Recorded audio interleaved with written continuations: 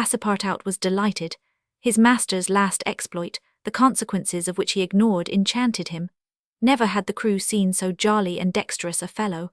He formed warm friendships with the sailors and amazed them with his acrobatic feats.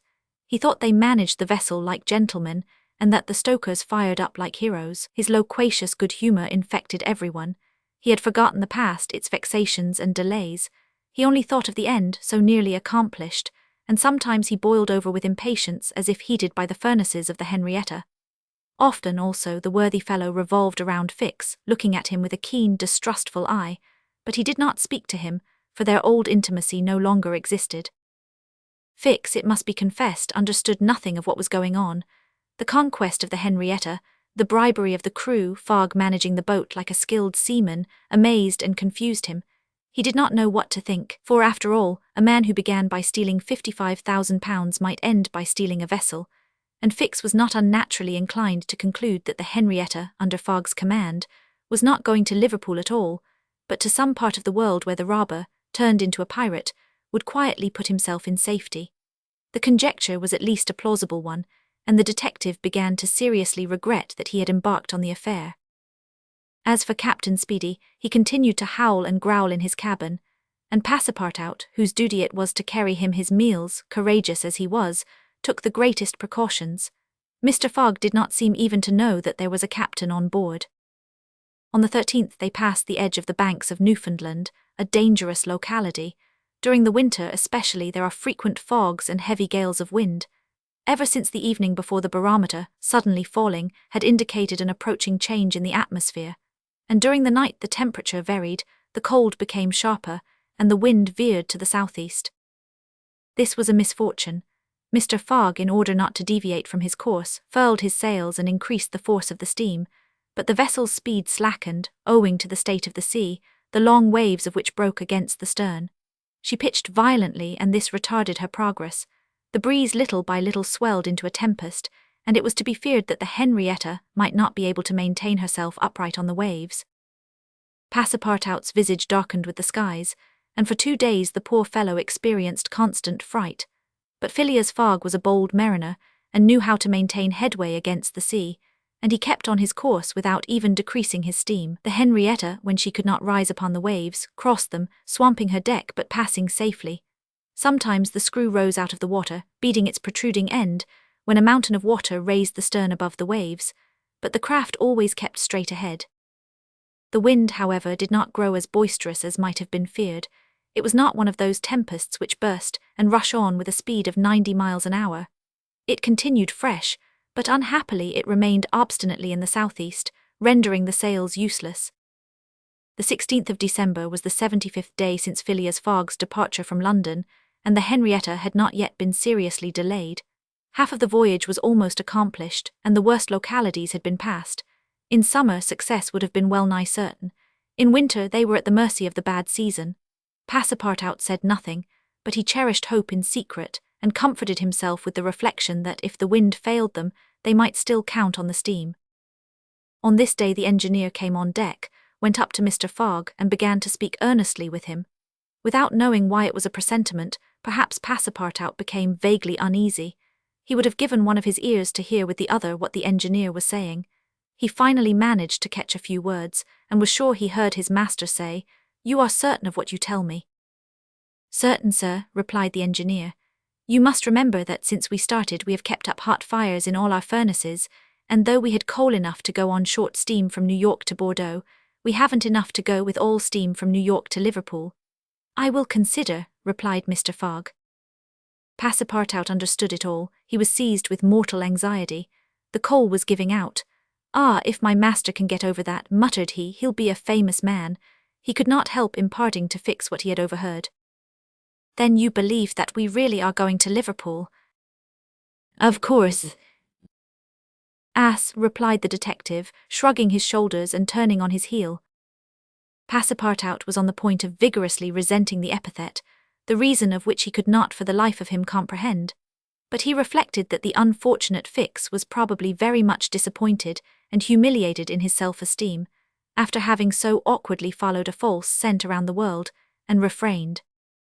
And now what course would Phileas Fogg adopt? It was difficult to imagine. Nevertheless, he seemed to have decided upon one, for that evening he sent for the engineer and said to him, "Feed all the fires until the coal is exhausted."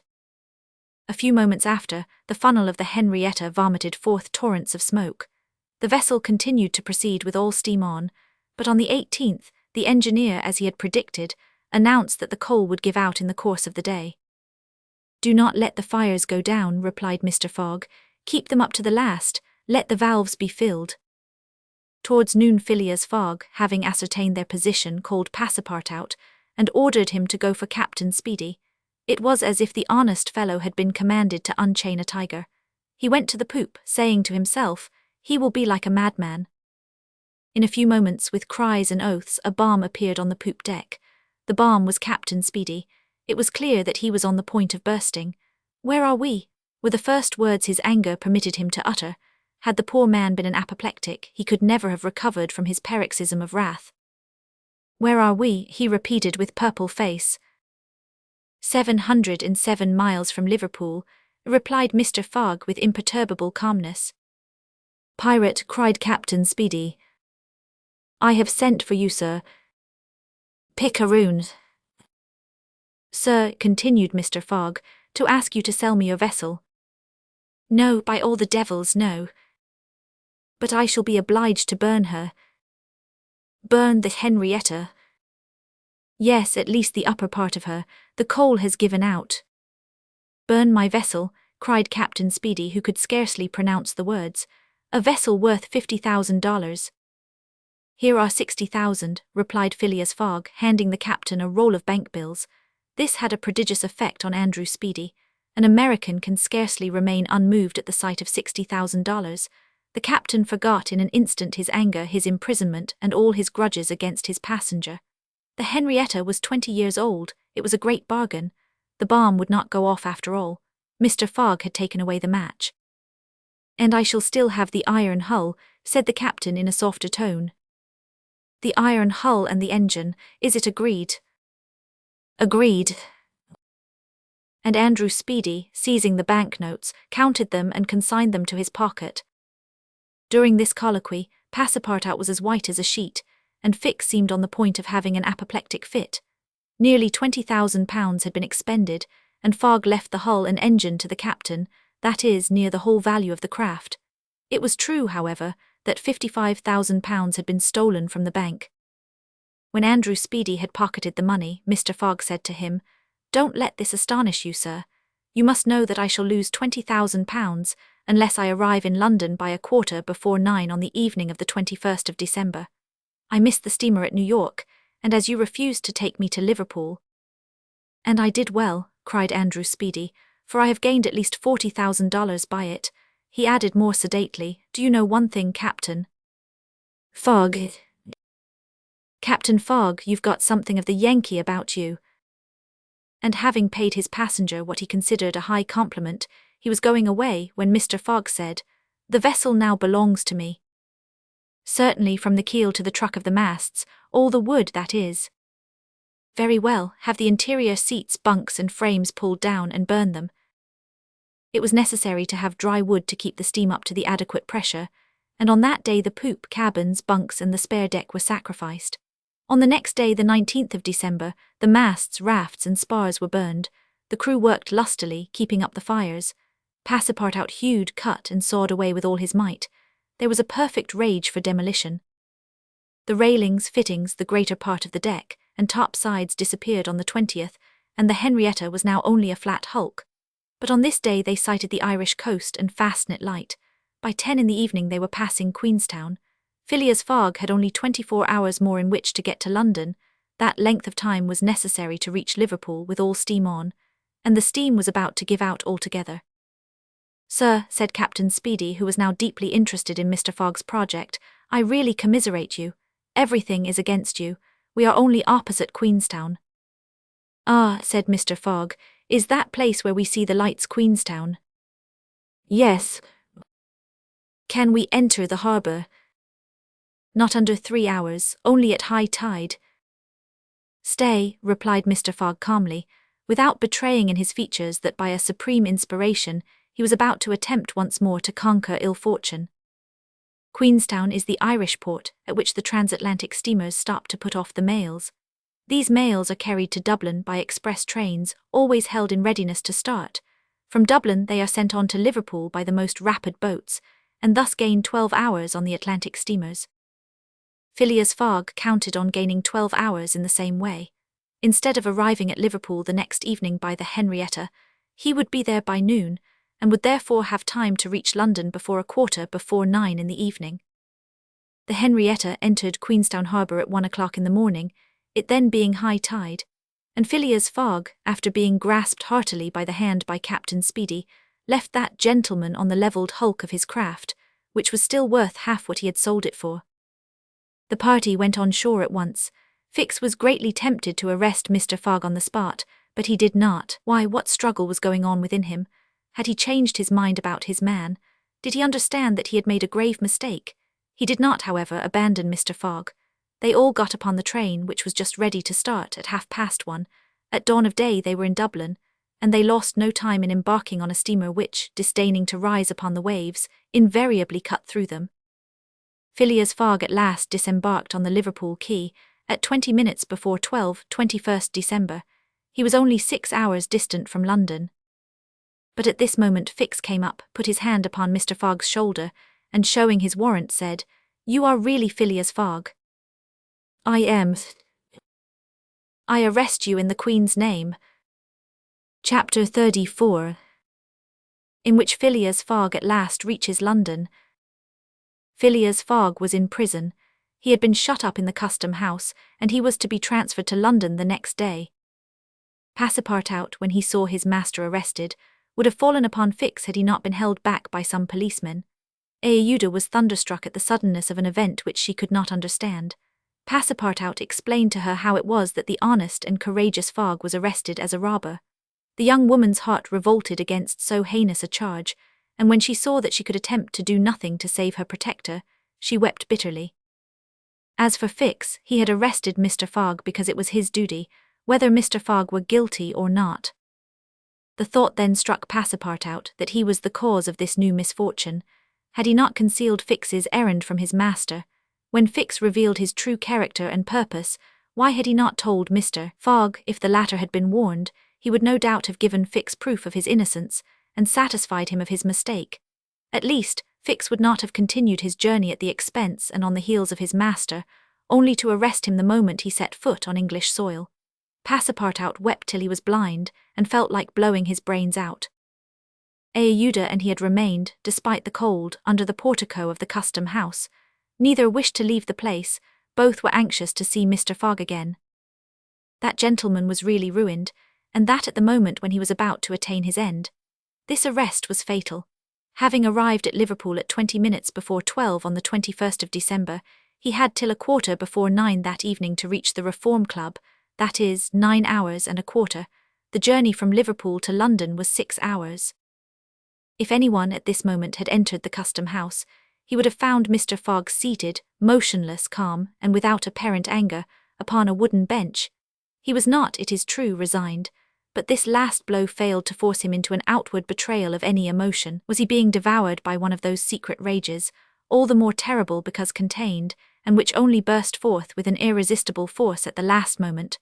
No one could tell. There he sat, calmly waiting for what? Did he still cherish hope? Did he still believe, now that the door of this prison was closed upon him, that he would succeed? However that may have been, Mr. Fogg carefully put his watch upon the table, and observed its advancing hands. Not a word escaped his lips, but his look was singularly set and stern. The situation, in any event, was a terrible one, and might be thus stated: if Phileas Fogg was honest, he was ruined; if he was a knave, he was caught. Chapter 999. Escape occur to him? Did he examine to see if there were any practicable outlet from his prison? Did he think of escaping from it? Possibly, for once he walked slowly around the room, but the door was locked and the window heavily barred with iron rods. He sat down again and drew his journal from his pocket. On the line where these words were written, 21st December, Saturday, Liverpool, he added 80th day, 11:40 a.m. and waited. The custom house clock struck 1. Mr. Fogg observed that his watch was 2 hours too fast. 2 hours, admitting that he was at this moment taking an express train. He could reach London and the Reform Club by 9:15 p.m. His forehead slightly wrinkled. At 33 minutes past 2 he heard a singular noise outside, then a hasty opening of doors. Passepartout's voice was audible, and immediately after that of Fix. Phileas Fogg's eyes brightened for an instant. The door swung open, and he saw Passepartout, Aouda and Fix, who hurried towards him. Fix was out of breath and his hair was in disorder. He could not speak. "Sir," he stammered, "sir, forgive me, most unfortunate resemblance, robber arrested 3 days ago, you are free." Phileas Fogg was free. He walked to the detective, looked him steadily in the face, and with the only rapid motion he had ever made in his life, or which he ever would make, drew back his arms, and with the precision of a machine knocked Fix down. "Well hit," cried Passepartout, parbleu, "that's what you might call a good application of English fists." Fix, who found himself on the floor, did not utter a word. He had only received his deserts. Mr. Fogg, Aouda and Passepartout left the custom house without delay, got into a cab, and in a few moments descended at the station.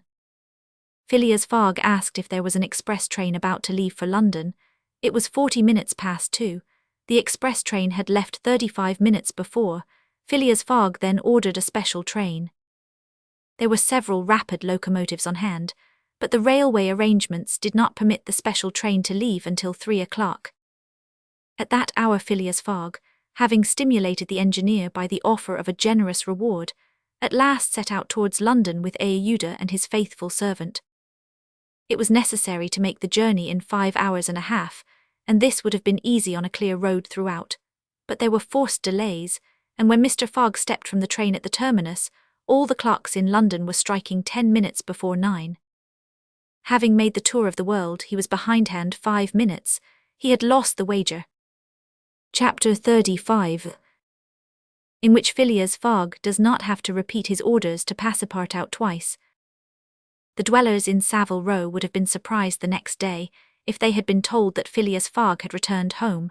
His doors and windows were still closed. No appearance of change was visible.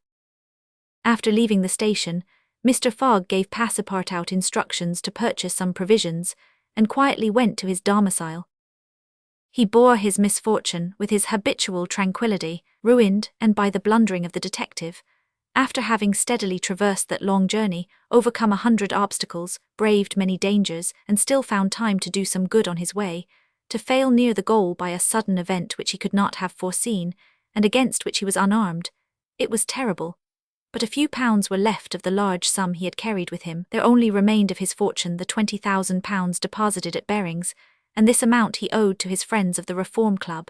So great had been the expense of his tour that, even had he won, it would not have enriched him, and it is probable that he had not sought to enrich himself, being a man who rather laid wagers for honour's sake than for the stake proposed. But this wager totally ruined him. Mr. Fogg's course, however, was fully decided upon. He knew what remained for him to do. A room in the house in Savile Row was set apart for Aouda, who was overwhelmed with grief at her protector's misfortune. From the words which Mr. Fogg dropped, she saw that he was meditating some serious project. Knowing that Englishmen governed by a fixed idea sometimes resort to the desperate expedient of suicide, Passepartout kept a narrow watch upon his master, though he carefully concealed the appearance of so doing. First of all, the worthy fellow had gone up to his room, and had extinguished the gas burner, which had been burning for 80 days. He had found in the letter-box a bill from the gas company, and he thought it more than time to put a stop to this expense, which he had been doomed to bear. The night passed. Mr. Fogg went to bed, but did he sleep? Aouda did not once close her eyes. Passepartout watched all night like a faithful dog at his master's door. Mr. Fogg called him in the morning, and told him to get Aouda's breakfast, and a cup of tea and a chop for himself. He desired Aouda to excuse him from breakfast and dinner, as his time would be absorbed all day in putting his affairs to rights. In the evening he would ask permission to have a few moments' conversation with the young lady. Passepartout, having received his orders, had nothing to do but obey them. He looked at his imperturbable master, and could scarcely bring his mind to leave him.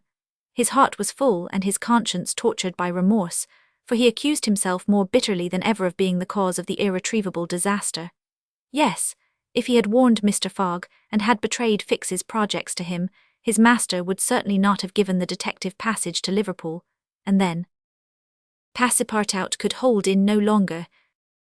"My master, Mr. Fogg," he cried, "why do you not curse me? It was my fault that—" "I blame no one," returned Phileas Fogg with perfect calmness. "Go." Passepartout left the room, and went to find Aouda, to whom he delivered his master's message. "Madam," he added, "I can do nothing myself, nothing. I have no influence over my master, but you perhaps." "What influence could I have?" replied Aouda. "Mr. Fogg is influenced by no one. Has he ever understood that my gratitude to him is overflowing? Has he ever read my heart? My friend, he must not be left alone an instant. You say he is going to speak with me this evening." "Yes, madam, probably to arrange for your protection and comfort in England." "We shall see," replied Aouda, becoming suddenly pensive. Throughout this day, Sunday, the house in Savile Row was as if uninhabited, and Phileas Fogg, for the first time since he had lived in that house, did not set out for his club when Westminster clock struck 11:30. Why should he present himself at the Reform? His friends no longer expected him there. As Phileas Fogg had not appeared in the saloon on the evening before, Saturday, the 21st of December at 9:15, he had lost his wager. It was not even necessary that he should go to his bankers for the £20,000, for his antagonists already had his cheque in their hands, and they had only to fill it out and send it to the Barings to have the amount transferred to their credit. Mr. Fogg, therefore, had no reason for going out, and so he remained at home. He shut himself up in his room and busied himself putting his affairs in order. Passepartout continually ascended and descended the stairs. The hours were long for him. He listened at his master's door and looked through the keyhole, as if he had a perfect right so to do, and as if he feared that something terrible might happen at any moment. Sometimes he thought of Fix, but no longer in anger. Fix, like all the world, had been mistaken in Phileas Fogg, and had only done his duty in tracking and arresting him, while he, Passepartout. This thought haunted him, and he never ceased cursing his miserable folly. Finding himself too wretched to remain alone, he knocked at Aouda's door, went into her room, seated himself without speaking in a corner, and looked ruefully at the young woman. Aouda was still pensive. About 7:30 in the evening Mr. Fogg sent to know if Aouda would receive him, and in a few moments he found himself alone with her. Phileas Fogg took a chair and sat down near the fireplace opposite Aouda. No emotion was visible on his face. Fogg returned was exactly the Fogg who had gone away. There was the same calm, the same impassibility. He sat several minutes without speaking. Then, bending his eyes on Aouda, "Madam," said he, "will you pardon me for bringing you to England?" "I, Mr. Fogg," replied Aouda, checking the pulsations of her heart. "Please let me finish," returned Mr. Fogg. "When I decided to bring you far away from the country which was so unsafe for you, I was rich, and counted on putting a portion of my fortune at your disposal. Then your existence would have been free and happy, but now I am ruined." "I know it, Mr. Fogg," replied Aouda, "and I ask you in my turn, will you forgive me for having followed you and, who knows, for having perhaps delayed you and thus contributed to your ruin? Madam, you could not remain in India, and your safety could only be assured by bringing you to such a distance that your persecutors could not take you." "So, Mr. Fogg," resumed Aouda, "not content with rescuing me from a terrible death, you thought yourself bound to secure my comfort in a foreign land." "Yes, madam, but circumstances have been against me. Still, I beg to place the little I have left at your service." "But what will become of you, Mr. Fogg?" "As for me, madam," replied the gentleman coldly, "I have need of nothing." "But how do you look upon the fate, sir, which awaits you?" "As I am in the habit of doing." "At least," said Aouda, "want should not overtake a man like you. Your friends—" "I have no friends, madam." "Your relatives—" "I have no longer any relatives." "I pity you then, Mr. Fogg, for solitude is a sad thing, with no heart to which to confide your griefs. They say, though, that misery itself, shared by two sympathetic souls, may be borne with patience." "They say so, madam."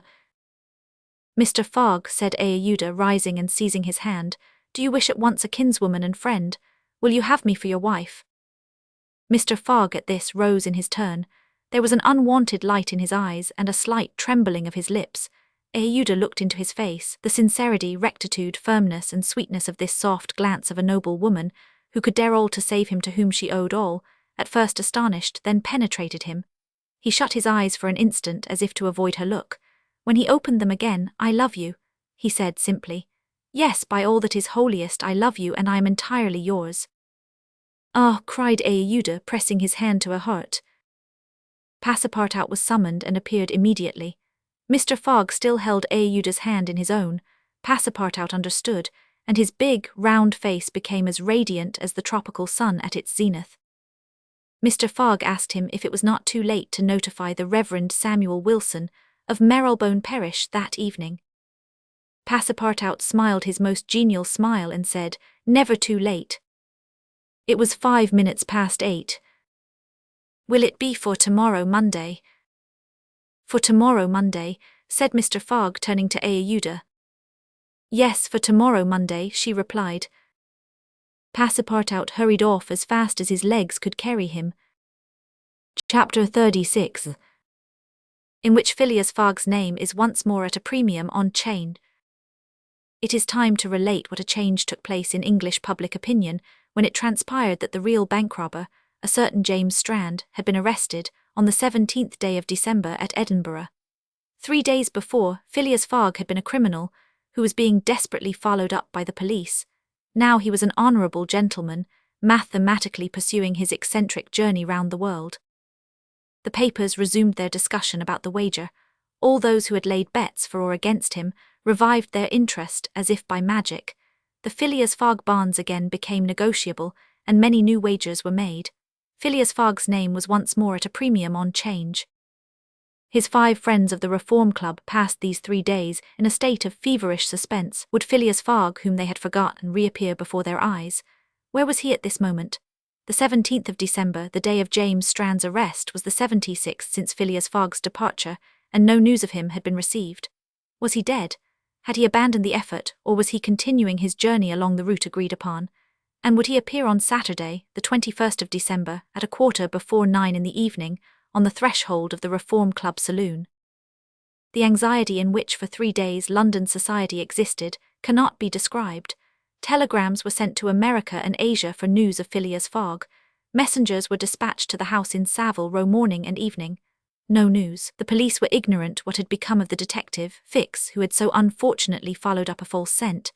Bets increased nevertheless in number and value. Phileas Fogg, like a racehorse, was drawing near his last turning point.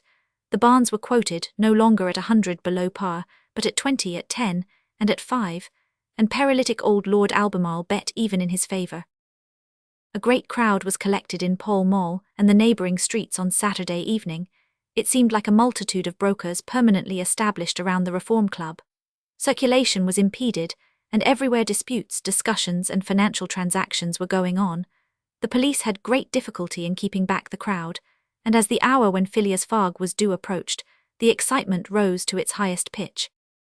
The 5 antagonists of Phileas Fogg had met in the great saloon of the club.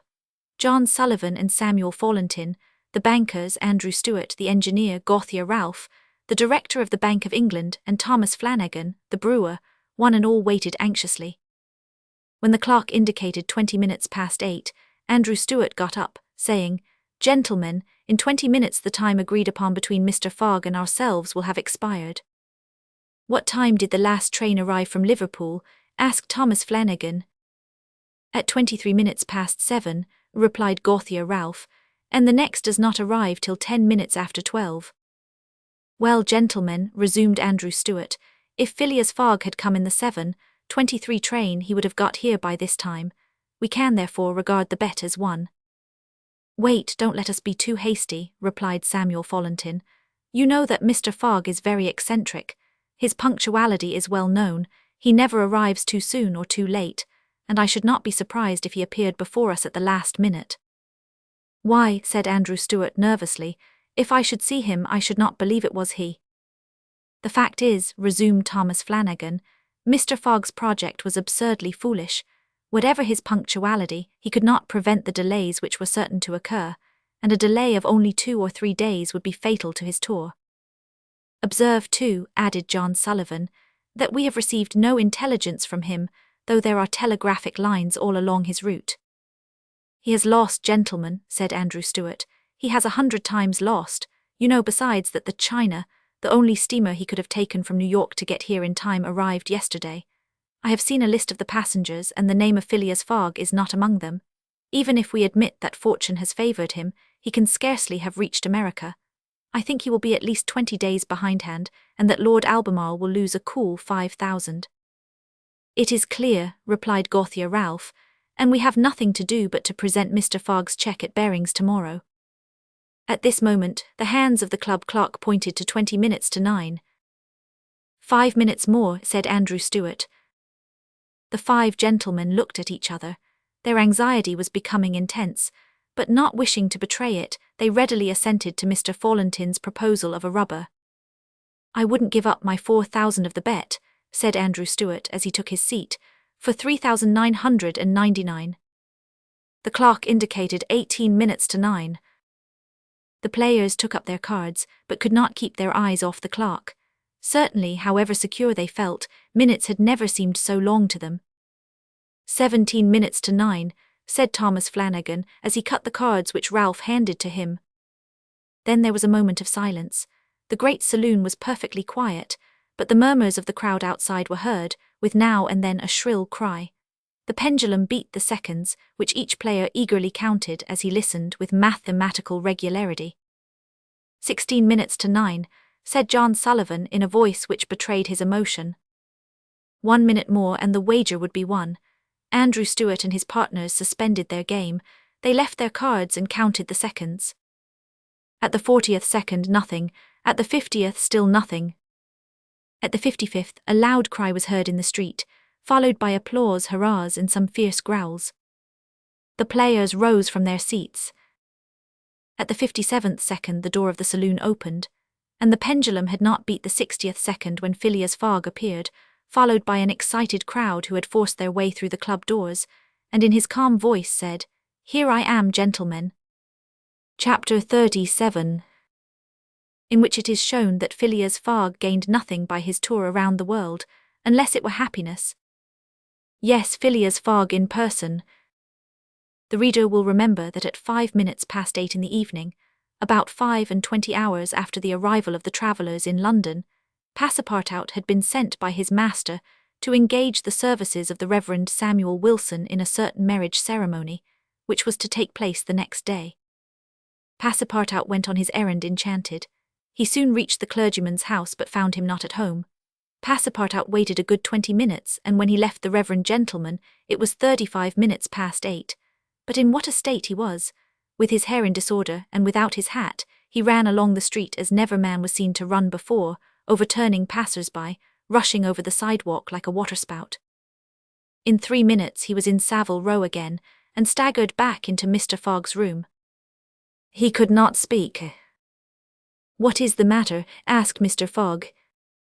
"My master," gasped Passepartout, "marriage impossible." "Impossible. Impossible for tomorrow." "Why so?" "Because tomorrow is Sunday." "Monday," replied Mr. Fogg. "No, today is Saturday." "Saturday, impossible." "Yes, yes, yes, yes," cried Passepartout. "You have made a mistake of 1 day. We arrived 24 hours ahead of time, but there are only 10 minutes left." Passepartout had seized his master by the collar, and was dragging him along with irresistible force. Phileas Fogg, thus kidnapped without having time to think, left his house, jumped into a cab, promised £100 to the cabman, and having run over 2 dogs and overturned 5 carriages, reached the Reform Club. The clock indicated 9:15 when he appeared in the great saloon. Phileas Fogg had accomplished the journey round the world in 80 days. Phileas Fogg had won his wager of £20,000. How was it that a man so exact and fastidious could have made this error of a day? How came he to think that he had arrived in London on Saturday, the 21st day of December, when it was really Friday, the 20th, the 79th day only from his departure? The cause of the error is very simple. Phileas Fogg had, without suspecting it, gained 1 day on his journey, and this merely because he had travelled constantly eastward. He would, on the contrary, have lost a day had he gone in the opposite direction, that is, westward. In journeying eastward, he had gone towards the sun, and the days therefore diminished for him as many times 4 minutes as he crossed degrees in this direction. There are 360 degrees on the circumference of the earth, and these 360 degrees multiplied by 4 minutes gives precisely 24 hours, that is, the day unconsciously gained. In other words, while Phileas Fogg, going eastward, saw the sun pass the meridian 80 times, his friends in London only saw it pass the meridian 79 times. This is why they awaited him at the Reform Club on Saturday, and not Sunday, as Mr. Fogg thought. And Passepartout's famous family watch, which had always kept London time, would have betrayed this fact, if it had marked the days as well as the hours and the minutes. Phileas Fogg, then, had won the £20,000, but, as he had spent nearly 19,000 on the way, the pecuniary gain was small. His object was, however, to be victorious, and not to win money. He divided the £1,000 that remained between Passepartout and the unfortunate Fix, against whom he cherished no grudge. He deducted, however, from Passepartout's share the cost of the gas which had burned in his room for 1920 hours, for the sake of regularity. That evening, Mr. Fogg, as tranquil and phlegmatic as ever, said to Aouda, "Is our marriage still agreeable to you?" "Mr. Fogg," replied she, "it is for me to ask that question. You were ruined, but now you are rich again." "Pardon me, madam, my fortune belongs to you. If you had not suggested our marriage, my servant would not have gone to the Reverend Samuel Wilson's, I should not have been apprised of my error, and—" "Dear Mr. Fogg," said the young woman. "Dear Aouda," replied Phileas Fogg. It need not be said that the marriage took place 48 hours after, and that Passepartout, glowing and dazzling, gave the bride away. Had he not saved her, and was he not entitled to this honour? The next day, as soon as it was light, Passepartout rapped vigorously at his master's door. Mr. Fogg opened it and asked, "What's the matter, Passepartout?" "What is it, sir? Why, I've just this instant found out." "What?" "That we might have made the tour of the world in only 78 days. "No doubt," returned Mr. Fogg, "by not crossing India. But if I had not crossed India I should not have saved Aouda, she would not have been my wife, and—" Mr. Fogg quietly shut the door. Phileas Fogg had won his wager, and had made his journey around the world in 80 days. To do this he had employed every means of conveyance: steamers, railways, carriages, yachts, trading vessels, sledges, elephants. The eccentric gentleman had throughout displayed all his marvellous qualities of coolness and exactitude. But what then? What had he really gained by all this trouble? What had he brought back from this long and weary journey? Nothing, say you? Perhaps so. Nothing but a charming woman who, strange as it may appear, made him the happiest of men. Truly, would you not for less than that make the tour around the world?